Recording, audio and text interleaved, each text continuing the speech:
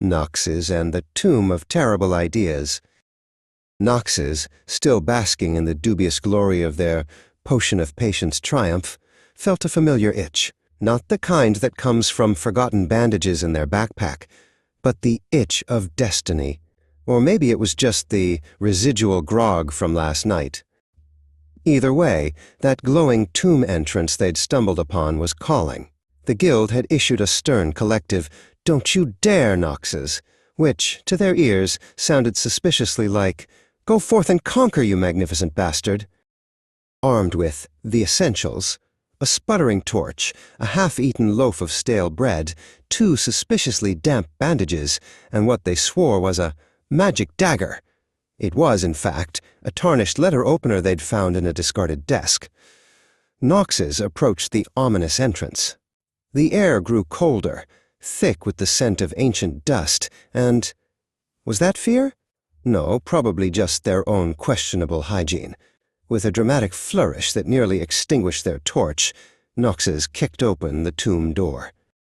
"Behold," they declared to the empty, echoing darkness, "your new, resident."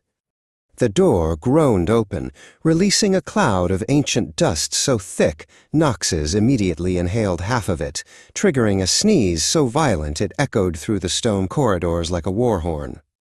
"Jigachu! Damn it, this place needs a goddamn duster," they muttered, wiping their nose on their sleeve. So much for a silent, stealthy entry. Deep within the tomb's musty confines, past cobweb-draped alcoves and what looked suspiciously like a pile of discarded adventurer socks, Noxes found it. The source of the persistent, eerie glow. It was a chest. A fancy, intricately carved chest with a skull motif that seemed to leer in the flickering torchlight, and it positively glowed with an inviting, yet undoubtedly malevolent aura. "Aha!"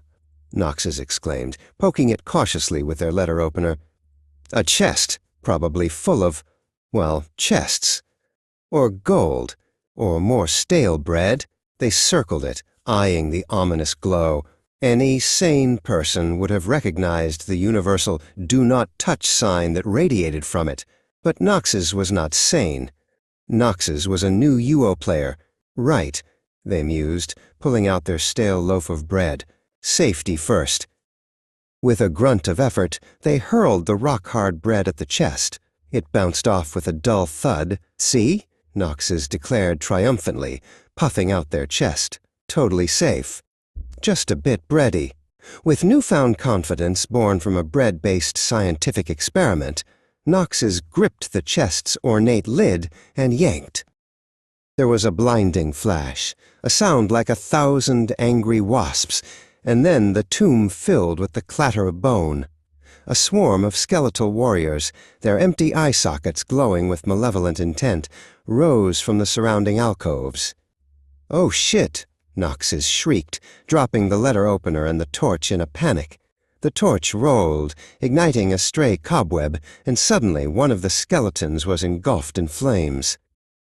"Ha! Tactical pyromancy!"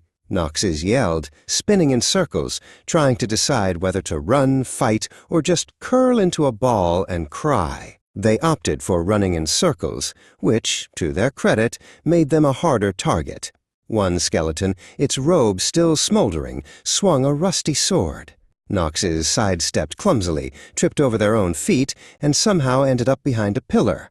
"Take that, bony bastard," they yelled, though they hadn't actually done anything. The skeletons, clearly confused by this erratic display, shuffled aimlessly for a moment, giving Noxes just enough time to retrieve their torch. With the skeletal horde momentarily disoriented, or perhaps just bored, Noxes risked a glance back at the open chest.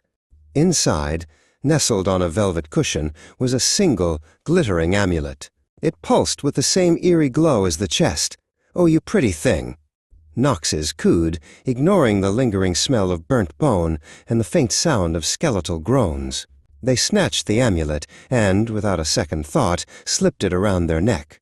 The moment it settled, a strange sensation washed over them. Their nose began to tickle. Then, with an explosive force, they let out an earth-shattering achoo. "What the—" Achoo! Knox's sneezed again, uncontrollably. Every 10 seconds, like clockwork, another violent sneeze erupted. Is this a curse? Achoo! Damn it, I knew that bread test was flawed. Despite the constant, embarrassing sneezes, Knoxes strutted out of the tomb, amulet clinking against their chest, a triumphant, if somewhat snotty, grin on their face. "Fear me, Britannia," they declared to a passing sheep. "For I am Knoxes, the tomb raider of Britannia. Achoo! Back in town, still sneezing every few seconds, Knoxes was attempting to haggle with a vendor for more bandages, for their nose, not their wounds.